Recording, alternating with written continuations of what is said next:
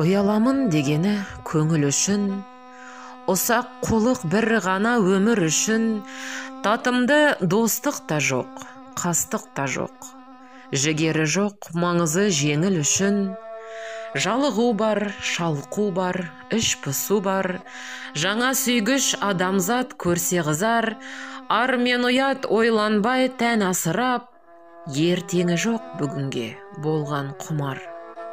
Туысқаның, достарың, бәрі екі ұшты. Сол себепті досыңнан дұшпан күшті. Сүйсе жалған, сүймесе аянбаған, бұл не деген заманға ісім түсті. Өзің үлкен, қылығың балашаға, балаша мәз боп жүрсің тамашаға, әкесі ұрысса балаға, ол да достық.